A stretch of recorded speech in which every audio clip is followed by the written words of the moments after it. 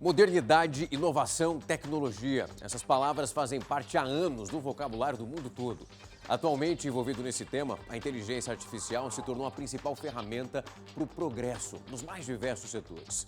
Para compreender o uso dessa tecnologia, a Record News preparou o especial Brasil em Debate. Eu, Rafael Algarte, tive a possibilidade de conversar com especialistas para saber como a inteligência artificial e outras inovações auxiliam no avanço do nosso país. O primeiro tema do nosso especial é a indústria. A gente vai entender agora como funciona parte do investimento do governo federal nessa pasta e como o ministério, chefiado pelo vice-presidente Geraldo Alckmin, combina novidade e investimento. O avanço da tecnologia é aplicado em todos os mercados. No setor público não seria diferente. E a ferramenta da moda é a inteligência artificial.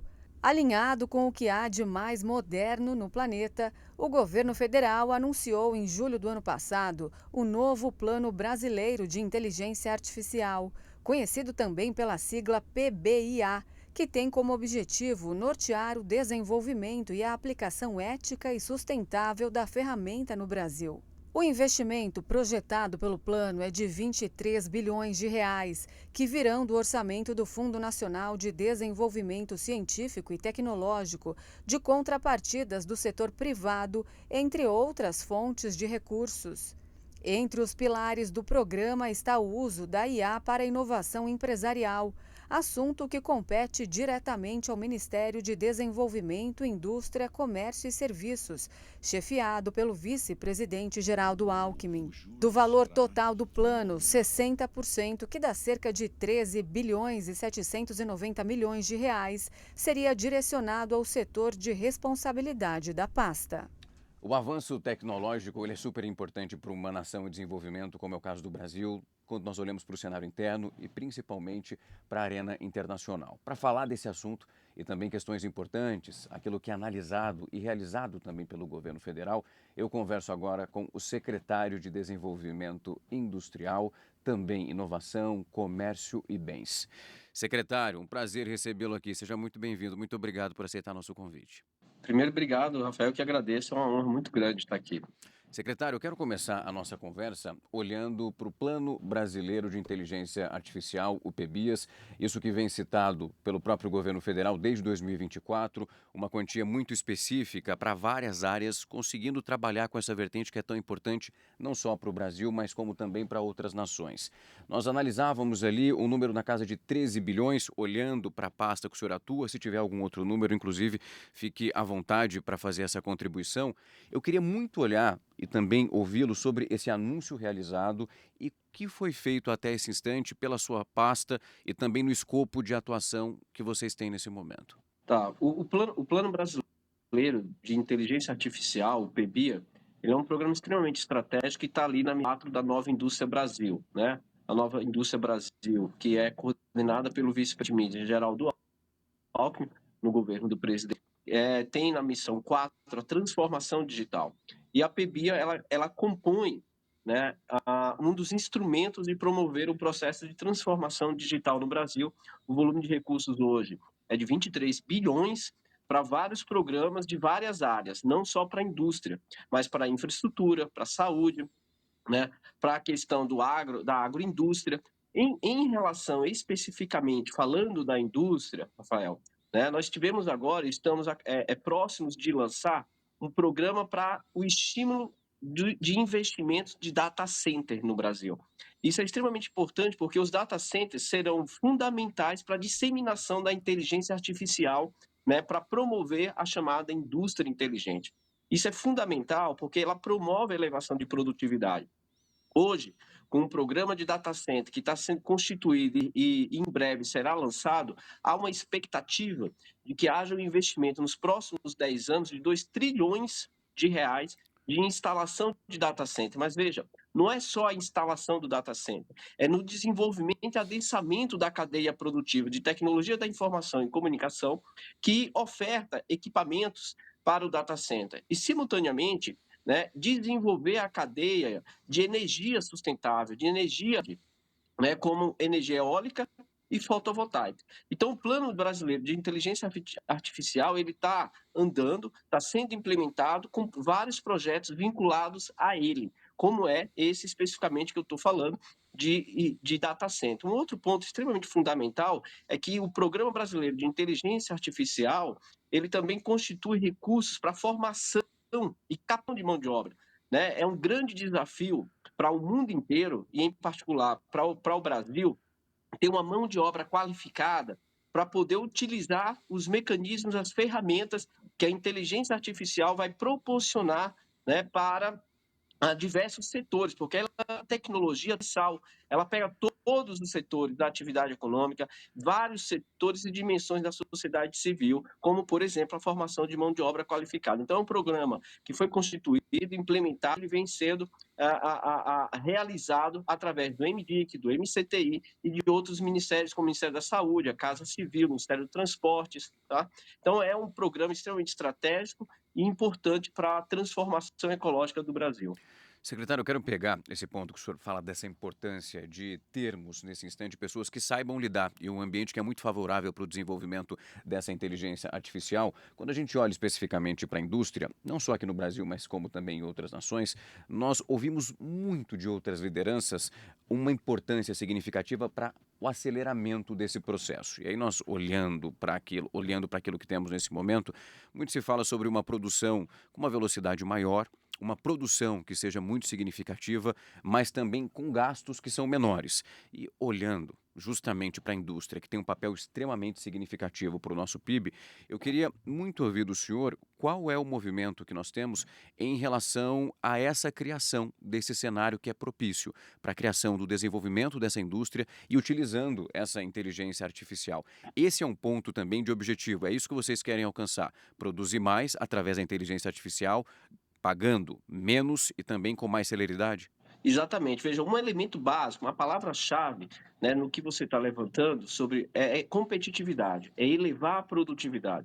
E um dos mecanismos e instrumentos mais importantes para a gente elevar a produtividade, a competitividade da indústria brasileira é justamente a tecnologia.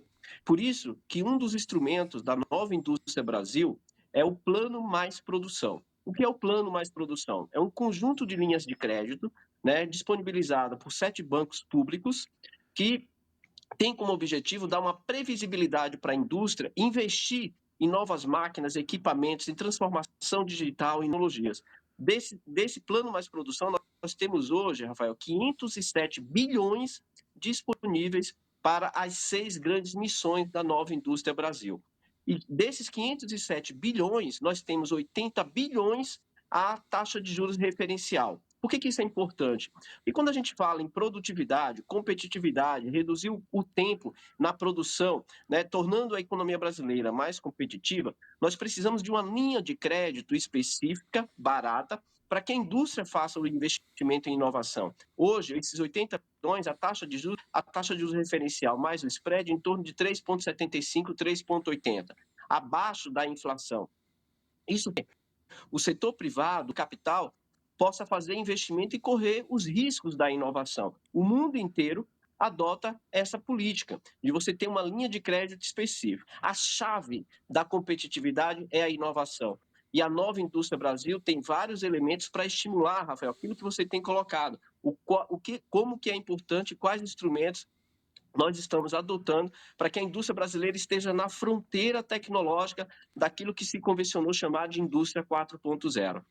Secretário, quando a gente olha hoje para a importância que tem o Ministério, quando nós falamos da indústria, temos um nome que o Brasil todo conhece, o vice-presidente Geraldo Alckmin, que atuou aqui no estado de São Paulo durante muito tempo. É um nome conhecido, respeitado e ouvido, principalmente pela indústria, o que é muito importante.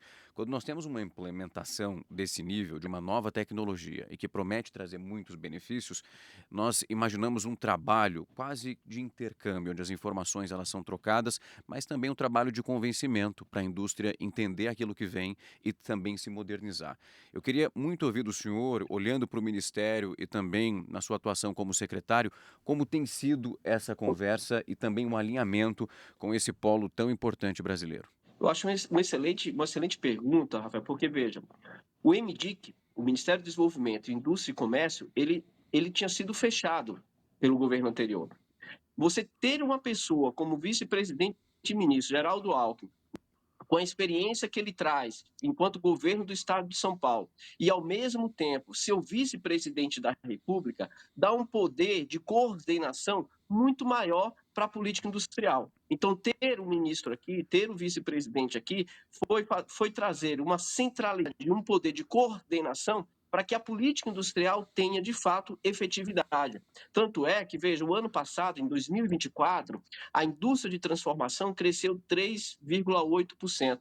É o maior crescimento dos últimos 14 anos. Esse crescimento ele foi resultado das políticas industriais as quais eu citei aqui, né, dialogando com você.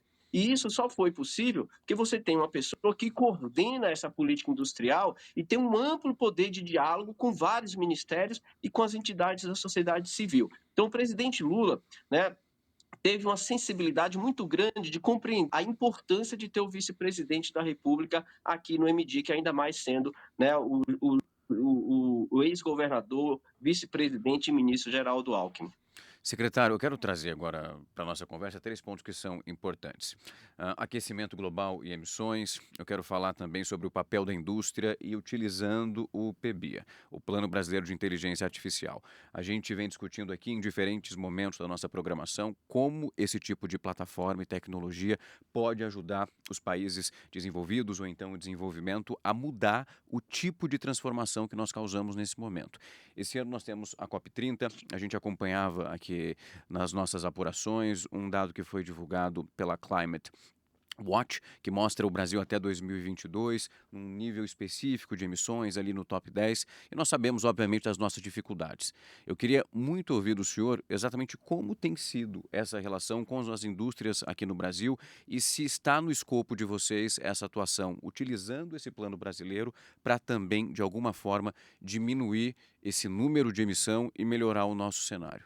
Claro. Veja, é importante dizer que a transformação ecológica, a transição energética, ela se constitui enquanto uma janela de oportunidade para o Brasil. A gente lembrar que o Brasil já tem uma matriz elétrica limpa.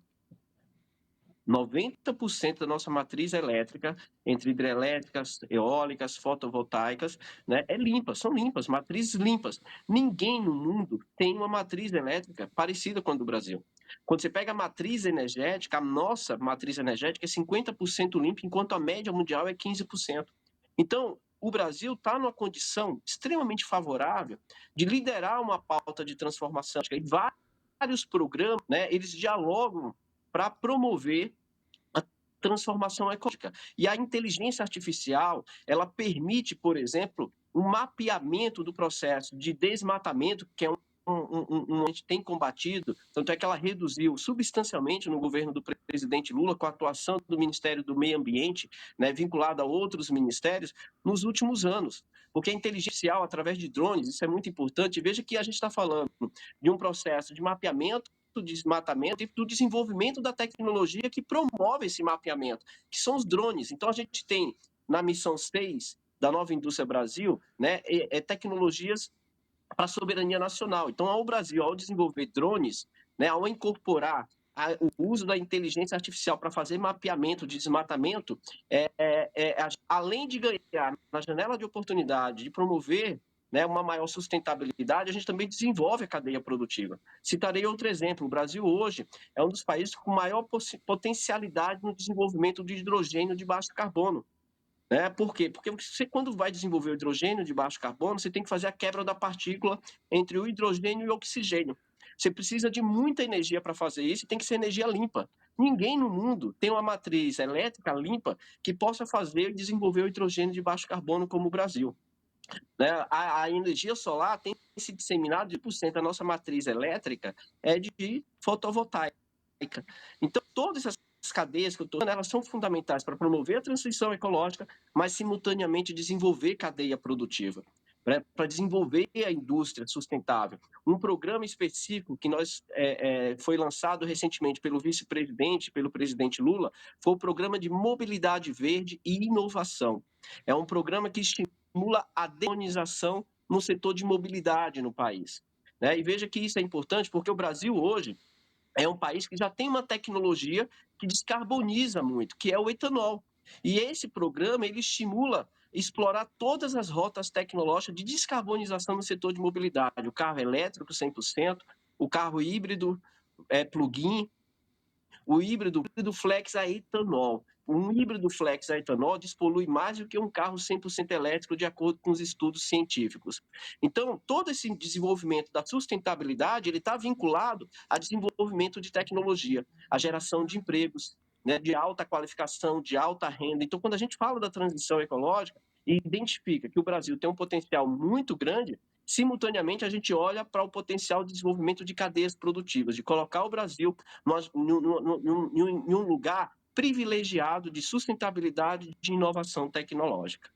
Secretário, olhando para esse movimento de crescimento também sustentável e analisando os dados que foram divulgados pelo IBGE com referência a 2024, nós vimos ali o nosso PIB com pontos e com pilares que são essenciais para os números que alcançamos. Ali o setor de serviços na casa de 3,7%, indústria 3,4%. Eu queria, olhando para esse movimento, essa discussão que nós temos aqui até esse momento, qual tem sido a base para essa importante meta que foi alcançada e justamente se essa conversa e as estimativas já em relação aos semestres seguintes e que nós teremos em 2026, se é ainda uma previsão de crescimento, se é possível esperar e se o movimento realizado também pelo PEBIA é ele que pode trazer um fortalecimento e uma musculatura ainda maior para esses números da indústria. Ótimo. Veja, é importante a gente lembrar um pouquinho que desde 2015 a economia brasileira estava patinando no crescimento econômico, inclusive voltando ao mapa da fome com taxa de desemprego que superava os 2 dígitos, acima de 10%. Desde 2011, 12, o Brasil não crescia mais acima de 3% de forma contínua. Então, 2023 cresceu 3,2% e 2024 o Brasil cresceu 0,4%. Por que isso é importante? Voltamos a crescer de forma sustentável, acima de 3%, com a taxa de desemprego batendo a mínima histórica, com valorização do salário mínimo, a massa de rendimento e a renda per capita bateu recorde, né? Neste ano, em 2024, ou seja, é um processo de crescimento econômico inclusivo. Isso é fundamental, porque a gente precisa promover, estimular o crescimento econômico distribuindo renda, fazendo com que toda a sociedade se beneficie. E aí um ponto fundamental, o mercado interno brasileiro, ele é fundamental para dinamizar o crescimento econômico. 65% do PIB brasileiro depende do mercado interno. Mas, simultaneamente, a gente precisa buscar o mercado internacional para exportar. O Brasil precisa ser uma economia também exportadora. E, vinculando ao PIB, é fundamental. Para que isso se dissemine de forma competitiva e produtiva, o PEBIA vai contribuir para a transformação digital, para o uso disseminado da inteligência artificial no SUS, nos transportes, né, no mapeamento da transição energética, do desmatamento, vai contribuir para a elevação da produtividade do trabalho, né, o trabalhador ao aplicar a inteligência artificial nas suas funções, vai elevar o nível de produtividade porque ganha tempo, ganha muito tempo.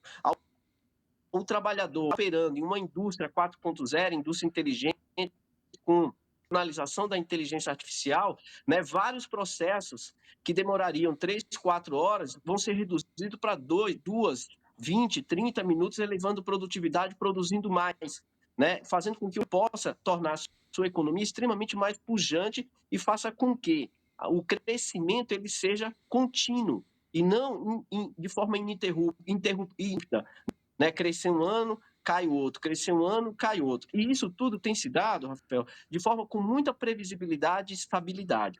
Tanto é, né, que o Brasil hoje, no mercado internacional, é um dos países que mais atrai investimento estrangeiro direto no mundo.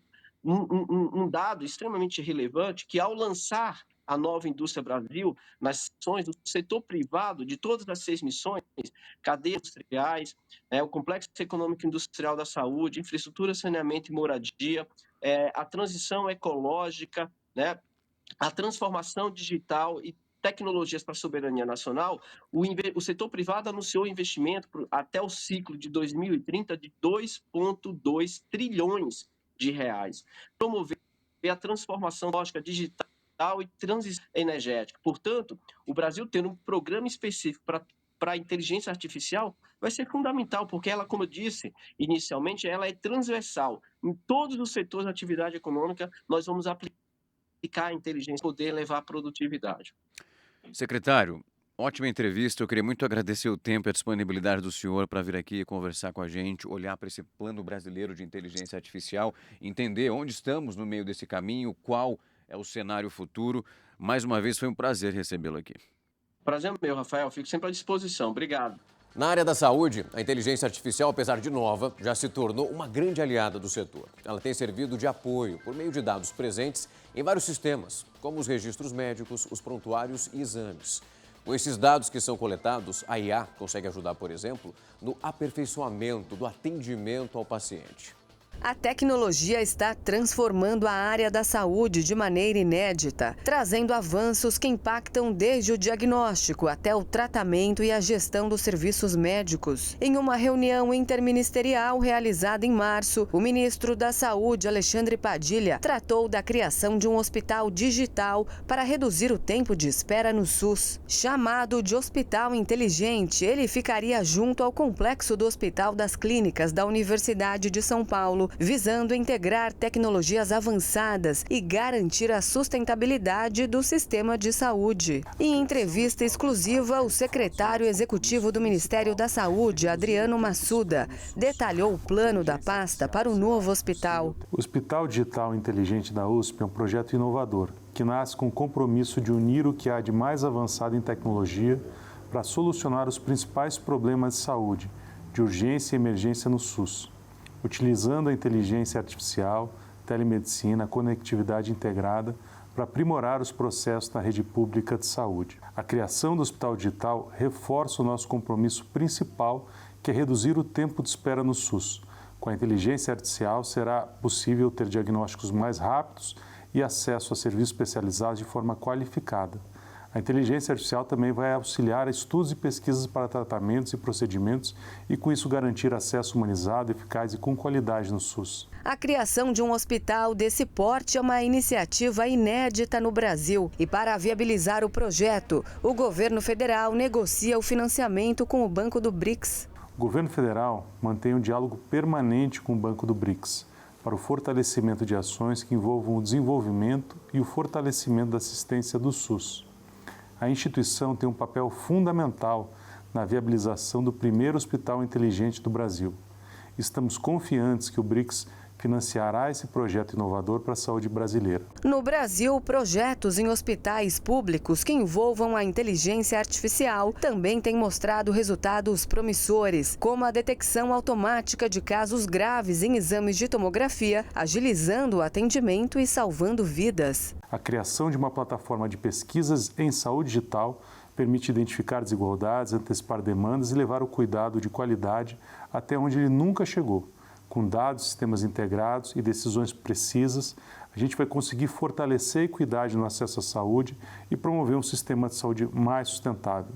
Por isso, é fundamental fomentar investimentos para a área de saúde pública no Brasil. Só assim vamos garantir a ampliação do acesso ao atendimento por meio do telesaúde e telediagnóstico. Por exemplo, serviços que diminuam a distância entre a necessidade de tratamento e o tratamento em si. Para que tudo isso ocorra, o governo federal disponibilizou uma verba bilionária para o uso da inteligência artificial no Sistema Único de Saúde. E esse investimento já está rendendo frutos. Pela primeira vez, a saúde pública receberá um aporte tão significativo para a aplicação em inteligência artificial no SUS. O governo federal está direcionando 23 bilhões para soluções baseadas em inteligência artificial dentro do Plano Brasileiro de Inteligência Artificial. Desse montante, 435 milhões são para projetos imediatos na área de saúde, o que vai possibilitar o diagnóstico médico e a gestão hospitalar com mais qualidade. Ainda, entre os avanços previstos no SUS estão prontuário falado, inteligência artificial para suporte à decisão de compras de medicamentos, diagnósticos médicos, detecção de anomalias nos procedimentos hospitalares e ambulatoriais, e o suporte à gestão de processos judiciais no SUS. O SUS já está colhendo bons frutos desse investimento.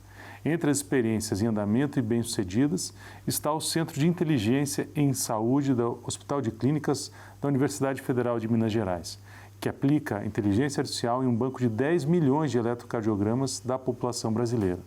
Um outro destaque mundial é o SIDAX da Fiocruz Bahia, que estuda uma corte de 100 milhões de brasileiros e, com a aplicação de inteligência artificial e Big Data, tem publicado artigos em periódicos científicos de grande impacto, como a revista Lancet, com análise dos efeitos das políticas públicas sobre o sistema de saúde. O uso da inteligência artificial em sala de aula pode trazer vantagens para o aprendizado e até mesmo ajudar na inclusão dos alunos com necessidades especiais. Em algumas escolas, o tradicional quadro de giz deu lugar à tecnologia. Entre os alunos, o computador é equipamento indispensável. E agora, o uso de inteligência artificial se tornou uma importante ferramenta para auxiliar os estudos. A inteligência artificial, ela traz muito isso de juntar várias informações que ela considera verdadeiras em um texto e auxilia muito nos estudos, em pesquisas que a gente faz, né? Ajudam a gente a ter um aprofundamento muito maior na matéria e conseguir entregar trabalhos com excelência para os professores. Nesta escola particular em São Paulo, a tecnologia tem sido usada por estudantes e professores. A aula fica muito mais dinâmica, né? Você não tem um professor escrevendo 50 minutos na lousa e o aluno copiando. Tem muito mais interatividade entre professor e aluno. Alunos com dislexia, um transtorno que afeta habilidades de leitura e escrita, também podem se beneficiar com a tecnologia. Então, transformar o texto lido em um texto ouvido, corrigir, né, erros ortográficos, ajudar até na própria estruturação da sintaxe, né, da redação. Isso é um benefício muito grande para a pessoa que tem dislexia. A inteligência artificial pode ser uma importante aliada na transformação do cenário educacional, trazendo inovações significativas. No entanto, como qualquer tecnologia, a ferramenta também traz desafios e preocupações.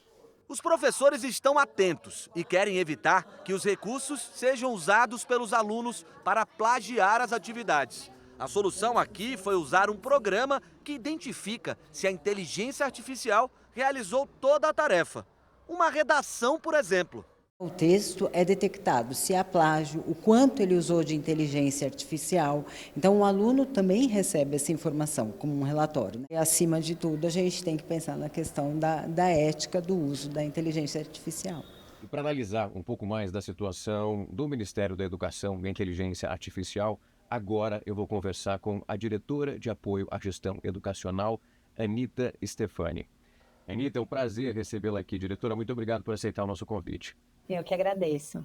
Diretora, quando a gente fala da inteligência artificial, discutimos aqui várias vezes em diferentes momentos nos nossos telejornais a importância como essa plataforma pode facilitar a vida dos alunos, mas também de professores e diversos profissionais da educação. Eu queria muito entender como o Brasil, nesse momento, trabalha com essa vertente e levando para esse país continental nosso uma tecnologia que é tão significativa como a inteligência artificial e que pode ajudar, de um modo muito importante, a vida desses estudantes e também desses profissionais. Ótimo. Bem, acho que o primeiro ponto a destacar é que o Ministério da Educação tem algumas prioridades na área de educação básica. E uma delas é a Estratégia Nacional de Escolas Conectadas, por meio do qual o MEC vem atuando para promover a educação digital, com foco em inclusão digital e que prepare os estudantes para serem cidadãos digitais.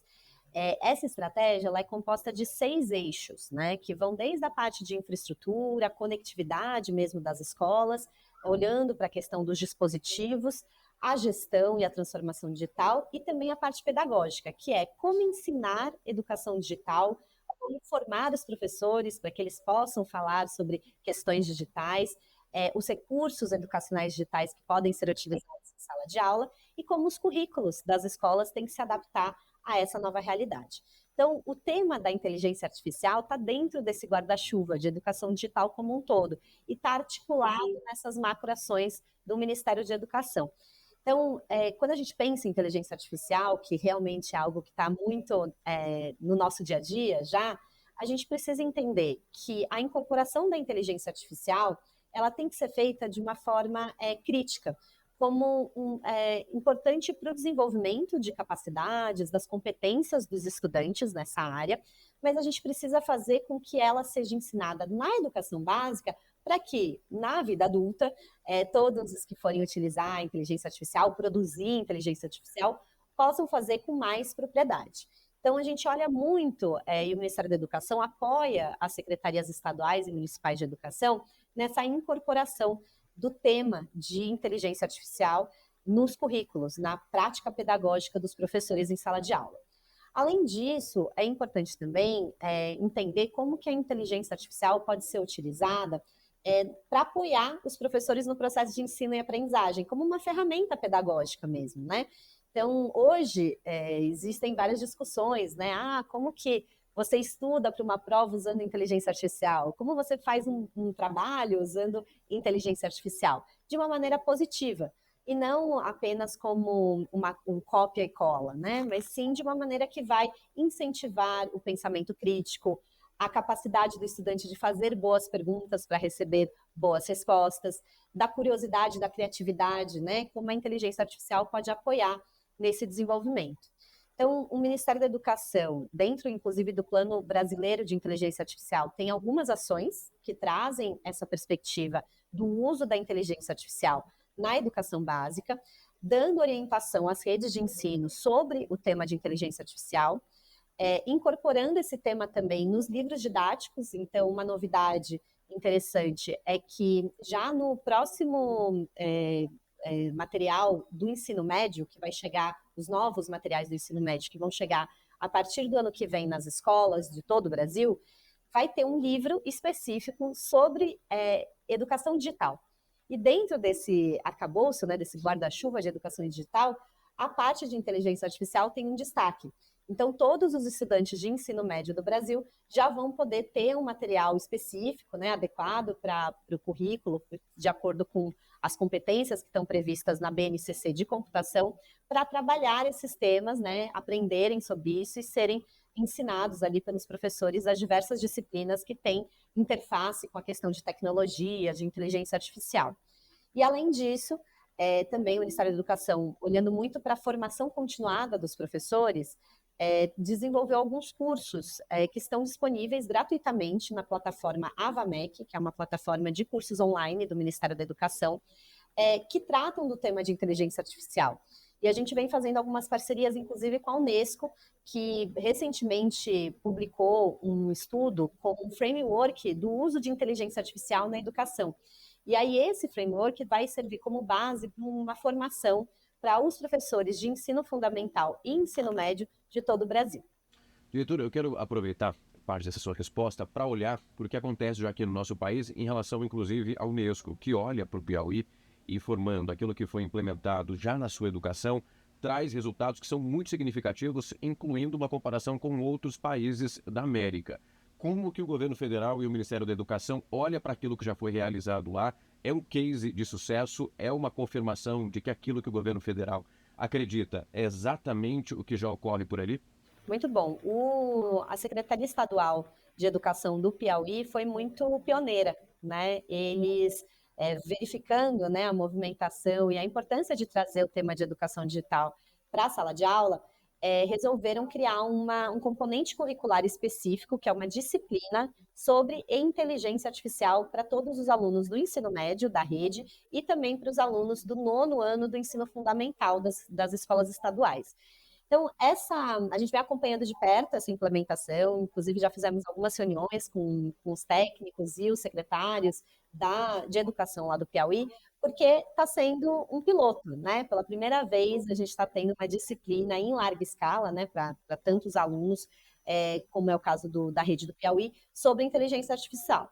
O que a gente vem reparando é que tem sido muito interessante, os alunos têm gostado da disciplina, têm aprendido, tem sido algo que tem despertado a curiosidade e também o interesse pelas áreas correlatas, né? Porque para você saber inteligência artificial, você tem que estudar matemática, você tem que estudar física, você tem várias áreas ali que têm correlação direta, além do pensamento crítico, né? Então, a disciplina que foi feita e todo o programa de aula, né, quando você olha isso, está disponibilizado, inclusive, para outras redes do Piauí, ele trata tanto dos aspectos tecnológicos, conceituais e mais da área de exatas, como também da área de humanas, né? De como a inteligência artificial é criada, como os algoritmos funcionam, qual que é as estratégias por trás da inteligência artificial para que ela seja bem aplicada.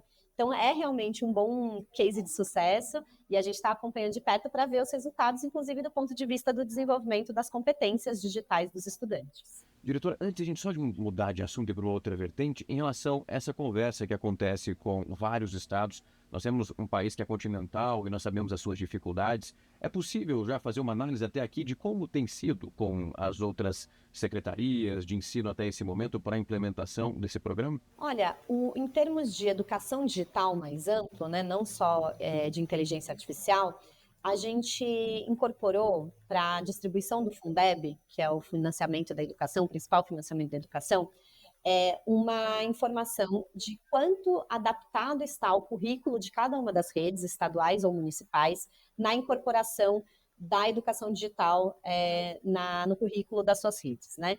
E essa informação, por enquanto, a gente coletou esses dados inicialmente pela primeira vez no ano passado, e este ano a gente vai acompanhar a implementação, porque recentemente o Conselho Nacional de Educação aprovou as diretrizes operacionais de inclusão, de incorporação do componente de educação digital e midiática nos currículos. Isso já é obrigatório no Brasil.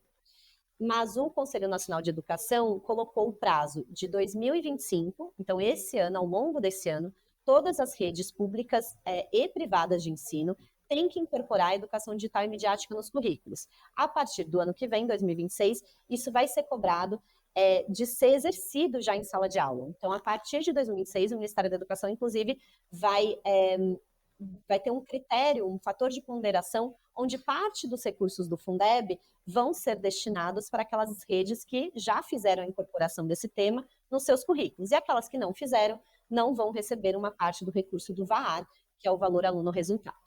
Diretora, tem um ponto importante, justamente o seminário que envolve o BRICS, educação, onde ali foi possível, nesse método de intercâmbio de informações, entender a experiência que funciona por uma outra nação, aquilo que pode ser assimilado por nós, mas também aquilo que eles podem aprender conosco. Eu queria ouvir um pouco da experiência que vocês tiveram nesse seminário, aquilo que foi verificado e discutido, o que fica de experiência e também o que fica de plano para a implementação. Ótimo. O Brasil está exercendo atualmente a presidência, né, do BRICS e no âmbito dessa presidência, o Ministério da Educação tem participado e liderado alguns fóruns de debate. E o primeiro fórum de debate foi justamente sobre o uso de inteligência artificial no âmbito da educação básica. E a gente teve uma discussão riquíssima com vários membros que participam hoje do BRICS e que puderam trazer as experiências e o estágio de cada um desses países nessa discussão. Então, por exemplo, a China, ela já trouxe também como elemento obrigatório no ensino das escolas públicas o uso da inteligência artificial. Então, a China já está alguns passos à frente no nosso quesito em relação a isso, porque eles já colocaram para todas as escolas públicas essa disciplina como obrigatória. E eles trouxeram ali a importância de não só formar os professores e os estudantes sobre inteligência artificial, como também na produção, né? Então, na criação de inteligência artificial, é um país que vem se destacando muito nessa área. Outras experiências, como a Rússia, que também trouxe ali alguns elementos, foi muito importante para a gente trazer inspiração para o Brasil. Da nossa parte, além de trazer esses pontos que eu comentei, da obrigatoriedade já de inclusão da educação digital e midiática nos currículos, como também da formação de professores, acho que o que eu traria de destaque, que foi algo que chamou a atenção dos demais países, é que o Brasil tem uma matriz de competências, uma matriz de saberes digitais para os professores. O que isso quer dizer? Existe hoje no site do MEC uma matriz gratuita que todos os professores de educação básica podem fazer uma autoavaliação sobre as suas competências digitais. O que isso quer dizer? Eu sou um professor de matemática e dou aula no ensino fundamental ou no ensino médio.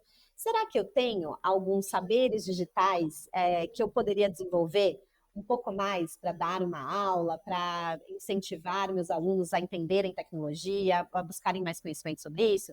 Então, é uma forma de cada professor do Brasil, de forma autônoma, fazer uma autoavaliação sobre essas suas competências digitais e, a partir disso, buscar um conhecimento, buscar um curso a mais e poder se aperfeiçoar.